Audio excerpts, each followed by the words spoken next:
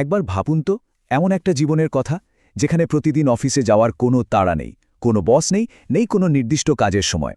আপনার হাতে যে ছোট্ট মোবাইল ফোনটা, সেটাই আপনার পুরো অফিস, আপনার আয়ের একমাত্র উৎস। এটা কিন্তু কোনো সাইফাই সিনেমার গল্প নয়, এটাই আজকে পৃথিবীর নতুন বাস্তবতা, যাকে আমরা বলছি ক্রিয়েটর ইকোনমি। চলুন আজ এই নতুন অর্থনৈতিক বিপ্লবের ভেতরে একটু ডু মেরে আসা যাক। স্ক্রিনের এই সংখ্যাটা একবার দেখুন, $1.27 ট্রিলিয়ন। এটা কোনো ছোটখাটো অঙ্ক নয়। আপওয়ার্কের একটা রিপোর্ট বলছে 2023 সালে শুধুমাত্র আমেরিকার অর্থনীতিতে ফ্রিল্যান্সারদের অবদান ছিল এই বিপুল পরিমাণ টাকা। মানে এখান থেকেই বোঝা যায় যে স্বাধীনভাবে কাজ করার এই জগৎটা এখন ঠিক কতটা বড় আর শক্তিশালী হয়ে উঠেছে। তো এই পুরো ব্যাপারটা সহজে বোঝার জন্য আমরা আজ 5টা ধাপে আলোচনাটা এগিয়ে নেব। প্রথমে আমরা জানব এই যে নতুন কাজের অর্থনীতি বলছি, এটা আসলে কি।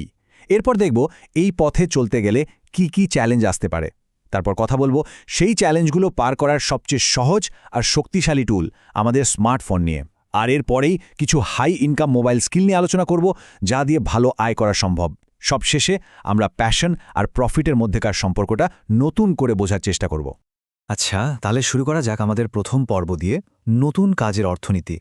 এটাকে কিন্তু শুধু একটা নতুন ট্রেন্ড ভাবলে একদমই ভুল হবে। এটা আসলে আমাদের কাজের ধারণার একটা মৌলিক পরিবর্তন, এক কথায় বলতে গেলে একটা বিপ্লব। ওয়ার্ল্ড ব্যাংকের ডেটা অনুযায়ী বিশ্বজুড়ে মোট শ্রমশক্তির প্রায় 12% মানুষ এখন এই গিগ ওয়ার্ক বা স্বাধীন কাজের সাথে যুক্ত। এর মানে কি দাঁড়ালো? এর মানে হল এটা এখন আর কোনো নির্দিষ্ট কিছু মানুষের মধ্যে সীমাবদ্ধ নেই, বরং সারা বিশ্বের লক্ষ লক্ষ মানুষের ক্যারিয়ারের একটা প্রধান অংশ হয়ে দাঁড়িয়েছে। এবার আসি আমাদের দ্বিতীয় পর্বে, স্বাধীন পেশাজীবীর চ্যালেঞ্জ। নিজের মতো করে কাজ করার স্বাধীনতা, এটা শুনতে যতটা ভালো লাগে, এর পেছনে কিন্তু বেশ কিছু কঠিন অর্থনৈতিক ঝুঁকিও লুকিয়ে আছে। চলুন তো সেই ঝুঁকিগুলো আসলে কি কি তা একবার দেখে নেওয়া যাক।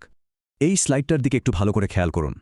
ফেডারেল রিজার্ভের ডেটা বলছে একজন গিগ ওয়ার্কারের সবচেয়ে বেশি আয়ের মাস আর সবচেয়ে কম আয়ের মাসের মধ্যে গড়ে 30% পর্যন্ত পার্থক্য থাকে। ভাবা যায়, মানে এক মাসে যা আয় হচ্ছে, পরের মাসে সেটা প্রায় 1/3 কমে যেতে পারে। আয়ের এই যে মারাত্মক ওঠানামা, এটাই কিন্তু সবচেয়ে বড় চ্যালেঞ্জ। আর যখনই আয়ের কোনো নিশ্চয়তা থাকে না, তার সরাসরি প্রভাবটা এসে পড়ে সঞ্চয়ের ওপর। এই চারটা দেখুন কি ভয়াবহ একটা চিত্র। প্রতি 4 জন স্বাধীন পেশাজীবীর মধ্যে মাত্র একজনের কাছে 3 মাসের খরচ চালানোর মতো টাকা জমানো থাকে। তার মানে বাকি 75% মানুষই একটা বিরাট অর্থনৈতিক ঝুঁকির মধ্যে জীবন কাটান। এই ডেটার পেছনের মানবিক দিকটা তুলে ধরেছে অ্যাসপেন ইনস্টিটিউটের এই গবেষণা। তারা একটা দারুণ শব্দ ব্যবহার করেছে, সার্ভাইভাল বাজেটিং। এর মানে হল ভবিষ্যতের জন্য টাকা জমানো বা কোথাও ইনভেস্ট করা, এগুলো তখন বিলাসিতা মনে হয়। তখন মূল চিন্তা হয়ে দাঁড়ায়, এই মাসের বাড়ি ভাড়া বা বিলগুলো ঠিকঠাক দেওয়া যাবে তো? শুধু এটাই নয়, এর সাথে আরও যোগ হয় হেলথ ইন্স্যুরেন্স বা পেনশনের মতো কোনো সুবিধা না থাকা, ব্যাংক থেকে লোন পেতে সমস্যা হওয়া। আর এই সবকিছুর ফল কি? অর্ধেকেরও বেশি মানুষ মারাত্মক আর্থিক চাপে ভোগেন এবং মাত্র 12% মানুষ তাদের অবসরের জন্য টাকা জমাতে পারেন। এবার আসি আমাদের তৃতীয় পর্বে, স্মার্টফোনের সম্ভাবনা।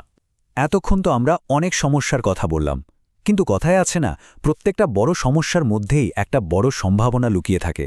আর এই সমস্যার সমাধানটা হয়তো আমাদের পকেটেই আছে। প্রশ্নটা হলো, এই যে আয়ের এত অনিশ্চয়তা, সঞ্চয়ের অভাব, এইসব বড় বড় চ্যালেঞ্জের সমাধান কি সত্যি আমাদের নিজেদের হাতেই তৈরি করা সম্ভব? উত্তরটা হলো হ্যাঁ, সম্ভব। আর এর জন্য সবচেয়ে বড় হাতিয়ার হতে পারে আমাদের হাতে থাকা স্মার্টফোনটা। আসল ব্যাপারটা হলো আমাদের দৃষ্টিভঙ্গি বদলানো। আমাদের স্মার্টফোনকে শুধু কথা বলা বা সোশ্যাল মিডিয়া দেখার যন্ত্র হিসেবে না দেখে এটাকে একটা প্রোডাকশন স্টুডিও হিসেবে ভাবতে হবে। পকেটে থাকা এই ছোট্ট যন্ত্রটাই হয়ে উঠতে পারে আয়ের নতুন উৎস, ডিজিটাল ব্যবসার মূল কেন্দ্র। আমাদের চতুর্থ পর্ব, উচ্চ আয়ের মোবাইল স্কেল। চলুন এবার আর তত্ত্ব কথা নয়, কিছু একদম সংকীর্ণ দক্ষতার কথা বলা যাক, যা মোবাইল ফোন ব্যবহার করেই শেখা যায় এবং যা একটা স্থিতিশীল আয় এনে দিতে পারে। এই টেবিলটা একটু দেখুন। ডিজিটাল মার্কেটিং, গ্রাফিক ডিজাইন, রিলসের জন্য ভিডিও এডিটিং বা কপিরাইটিং, এই প্রত্যেকটা স্কিলের এখন বাজারে অসম্ভব চাহিদা।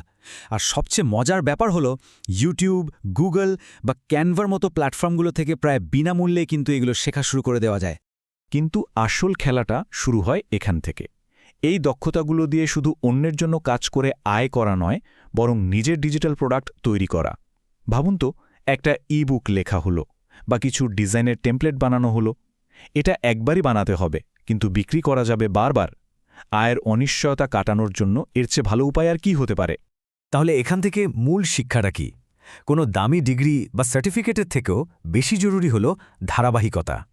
যে কোনো একটা দক্ষতা দিয়ে শুরু করুন, প্রতিদিন অল্প অল্প করে সময় দিন আর লেগে থাকুন।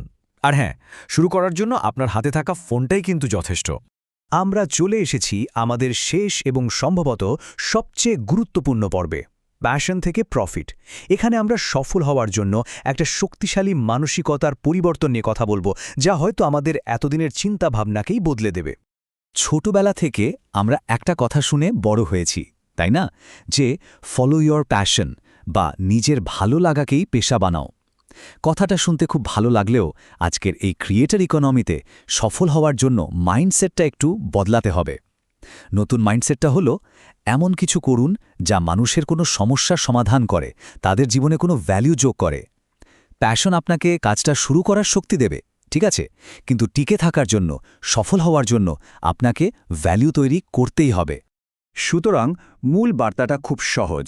এমন কাজের উপর ফোকাস করুন যা দুটো শর্ত পূরণ করে। ১, এটা অন্যের কোনো একটা সমস্যার সমাধান করছে, এবং ২, এর বিনিময়ে মানুষ টাকা দিতেও রাজি আছে। যখন এই দুটো বিষয় একসাথে মিলে যাবে, তখন দেখবেন অর্থ এবং কাজের আনন্দ দুটোই আসছে। সব মিলিয়ে এটাই হলো ক্রিয়েটর ইকোনমি। ব্লগার, ইউটিউবার থেকে শুরু করে যারা ডিজিটাল প্রোডাক্ট তৈরি করেন, সবাই এই অর্থনীতিরই অংশ।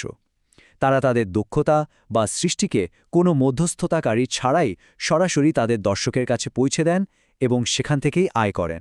এখন ভাবার পালা, আজকের এই পুরো আলোচনার পর এই নতুন এবং সম্ভাবনাময় অর্থনীতিতে যোগ দেওয়ার জন্য প্রথম ছোট্ট পদক্ষেপটা কি হতে পারে?